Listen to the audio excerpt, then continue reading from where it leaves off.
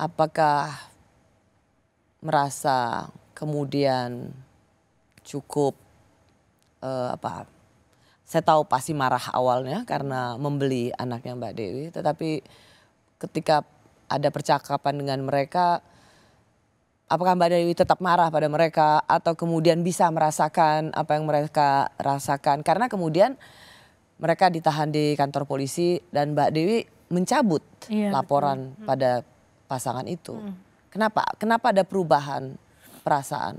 Kalau dibilang marah pasti saya marah di waktu itu, saya kesel. Kenapa sih yang buat saya keselnya lagi kenapa harus ketemu juga di pinggir kali gitu. Tega banget gitu ya? Tega gitu. Kenapa sih kalau memang niat kenapa nggak di rumahnya, kan harusnya begitu.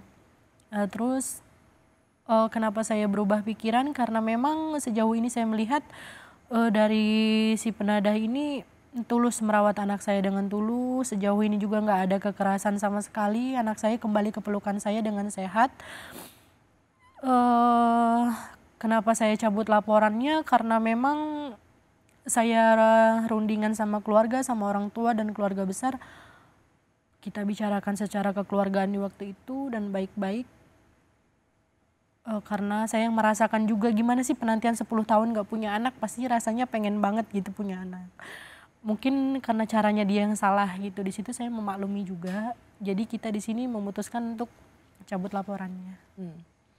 Bisa berdamai dengan keluarga yang membeli bayinya Mbak Dewi, tapi Mbak Dewi tidak mau berdamai atau mengubah pikiran pada sang suami. Iya. Itukah pilihan-pilihan yang Mbak Dewi ambil? Iya betul. Untuk pasangan itu tidak apa-apa? Untuk pasangan ini saya cabut laporannya karena memang saya ngelihatnya tulus. Saya juga merasakan gimana sih penantian 10 tahun gak punya anak gitu. Kalau dari suami saya nggak bisa karena memang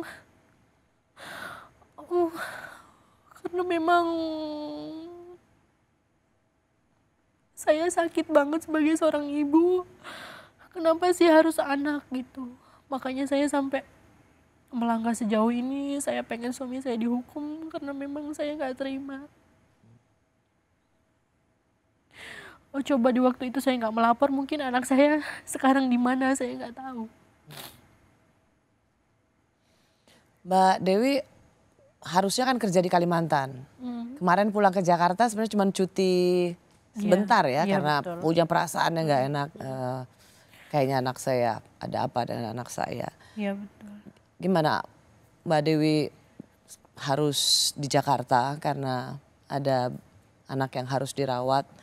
Nah, pilihan apa juga yang saat ini dimiliki Mbak Dewi supaya bisa mandiri secara ekonomi dan merawat 2 anak?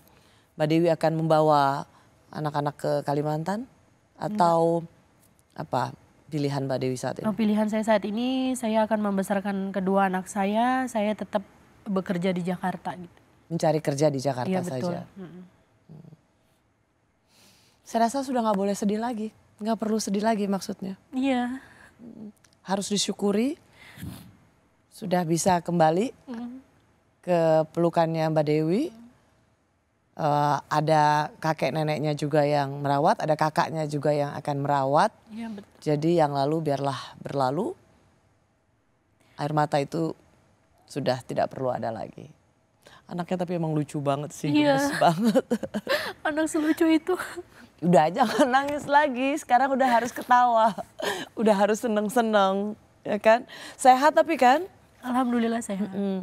Nggak kelihatan ada perubahan apapun Nggak, gitu. cuman dia kayak punya trauma yang tadinya dia mungkin sekarang udah mulai membaik sih. Kemarin-kemarin dia ngelihat orang banyak itu takut.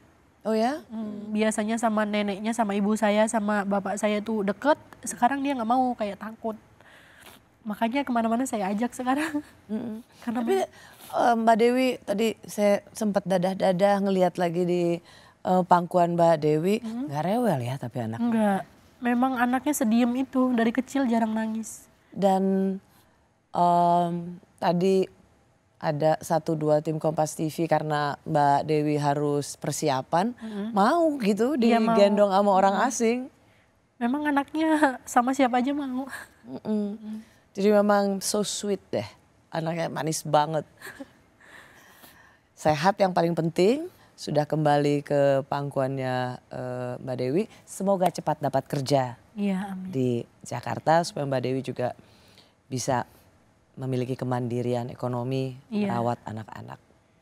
Terima kasih ya Mbak Dewi sudah menceritakan pengalamannya. Oh ya, saya mau tanya mungkin karena ini marak di media sosial gitu.